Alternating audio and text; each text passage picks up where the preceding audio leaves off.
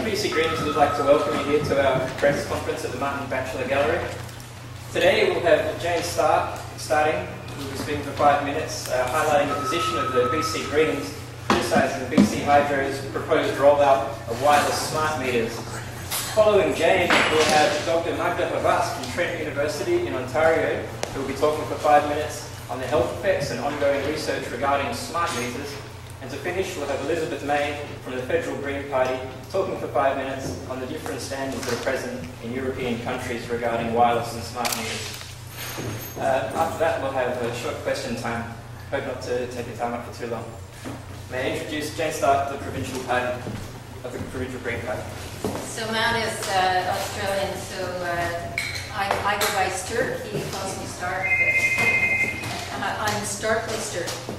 I want to thank you for coming. It's a very important issue. I don't know about the media, but I know that daily I'm getting more and more emails from people saying, what can we do to deal with this issue of smart meters?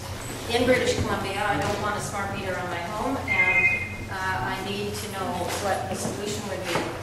And the Green Party supports the development of a smart grid. We believe that there is an important part that needs to be played in conservation, in learning as individual British Columbians how to use our energy more efficiently. And we want to encourage conservation. And we believe that other things need to be in place prior to the implementation of any technology solution. And smart meters are being foisted on people throughout the world, primarily in North America and some of the developed countries. And they are essentially a technological solution looking for a problem. And many utilities have adopted these things without proper consultation of the people in their region. And they have the same kind of backlash. Many jurisdictions, when they experience the backlash, have stopped the installation of the program. And some of them have actually canceled it. And we believe that's what BC Hydro should do. When you're developing a plan for a smart grid, the meter that you choose, the way that you manage the electricity, is the last part of the plan, not the first part of the plan. And it can only be installed if it's proven safe and cost effective. And we believe there are real health concerns with wireless technology. There are wired smart meters, but even that solution is premature in this stage. So the BC Greens believe that prior to the decision about what kind of technologies to assist our efforts in conservation, we need to have things in BC like feed-in tariffs, time of day pricing. We need to have exercised all of our conservation strategies, including incentives for people to start conserving electricity. We need to have programs and incentives in place to make our homes and our buildings more energy efficient. And we believe we need to have a distributed grid. Part of the problem is that we have grown up in British Columbia believing that we have to have this backbone grid, which loses a huge amount of electricity and is very inefficient. And the Greens believe that we need to go to regional self-sufficiency in our energy production and use. We also believe that the public deserves a cost-benefit analysis for any decision that's made by BC Hydro and the government of BC about how we're going to manage our electricity for the 21st century. We also believe the public has a right to public consultation, so that when we are going to install something on someone's home, people have a right to know what that is, what the implications of that technology are, and they have a right to be able to say no. BC is going down the route that Ontario has already gone down with the smart meter program. And what we're finding, what Ontario is finding, is that there is an increase in cost rather than the decrease promised by the industry that is promoting smart meters. And there's no net benefit in terms of energy conservation. We also believe that we need to get back to the place where the BC Utilities Commission has regulatory and oversight responsibilities for projects like this. And the Clean Energy Act in BC removed that role from the BC Utilities Commission. The other real issue here is the potential risk for wireless technology. There are more and more studies that are being done that show that there are adverse health impacts of wireless technology, and Magda Havas, a professor at Trent University who spent most of her academic career looking at this issue, will talk about that. And we also believe there are environmental risks. There are all kinds of things that are happening to our birds and bees, literally, and there are all kinds of environmental risks that are associated with that, one of which is wireless technology.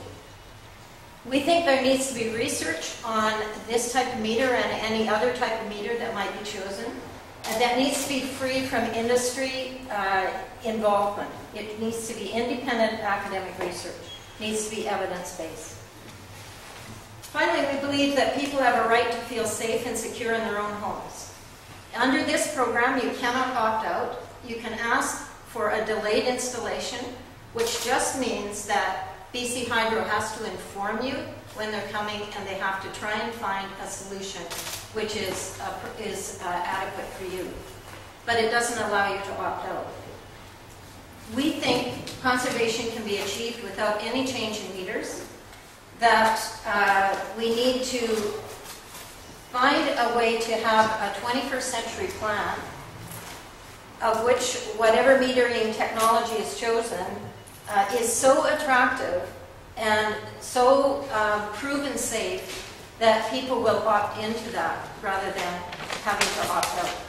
So the Green Party is calling on BC Hydro to halt the installation of wireless smart meters, to put in plan a long-term energy plan that is one that is discussed in consultation with the people of British Columbia, and where people have an ability to say no to something that they think is in a detriment to themselves and their families. Thank you. I'd like to thank Jane Sturck there for speaking. Second up, we have Dr. Magda Havas, Associate Professor from Trent University. Thank you very much. I'm going to be making 5 key points about related to the health effects of radio frequency radiation. The first point is that smart meters generate 2 types of radiation. One is microwave radiation that comes through the air, and the other is dirty electricity that comes through wires. Both of these have been shown to have adverse health effects. The type of radiation coming through the air is pulsed, which means there's a very high peak and then it drops down low. And most of the science that I've been able to access shows that pulsed radiation is much more harmful than continuous wave radiation. The smart meters in British Columbia are going to be meshed, which means they're talking to each other. And if you happen to be the collector side, if you happen to have a smart meter that's a collector side on your home, you're going to be sending not only your information, but information from other smart meters, which will increase your exposure and the frequency of the pulses that you're going to be exposed to. The smart meters are operating 24/7, and you can't get away from them. This is new technology, and there have been no studies looking at the long-term health effects of smart meters that are on your home. And so we have to rely on other types of research that deals with cell phones or cell phone antennas or Wi-Fi wireless baby monitors to tell us what is likely to happen with smart meter devices on your home. Point number 2, the World Health Organization in May of this year came out with a statement that radio frequency radiation from cell phones, from smart meters, from Wi-Fi is a possible human carcinogen. That just came out very recently. And so you're going to have a device on your home that generates a possible human carcinogenic substance. Every home is going to have smart meters, and I think this is where you have to have a choice as to whether or not you're exposed to this wireless radiation. Point number 3. In addition to cancer, there are a lot of other health effects that have been associated with wireless technology. The meters affect reproduction. It's been shown that sperm are affected by this radiation, which could have long-term effects on reproduction. We have no idea how the human egg cell is affected, but if it is affected, then we're talking about the potential for generations of a response. We have evidence that it affects the heart.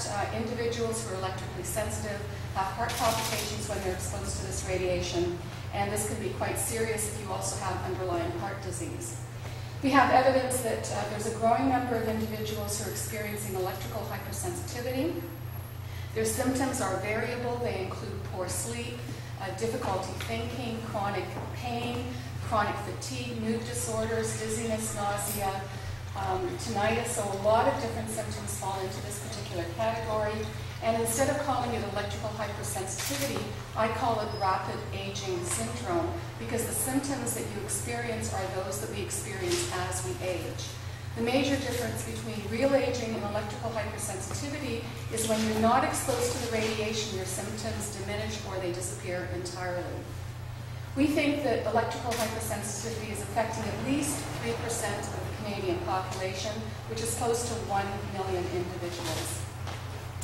The analogy that I'd like to present to you about how relatively harmful smart meters are compared to other technologies is the analogy related to cigarette smoking. Smoking a cigarette is like using your cell phone. You're exposed to the radiation firsthand, and that's likely to be much more damaging than secondhand smoke. But having a smart meter in your home is like being exposed to a secondhand smoke, because it is a possible human carcinogen. Point number 4, what does the future hold in store for us? Initially, it starts with monitoring electricity. In Ontario, they're beginning to monitor water, and eventually they will begin to monitor gas. And so you're going to have levels of radiation increasing in your home every single time a new wireless monitoring system is devised. In addition to that, we're going to have what's called smart appliances, which means you're going to replace the fridge, the refrigerator, the air conditioning unit you have in your home, so that it can also communicate with the smart meter devices, and that's going to increase your level of radiation again.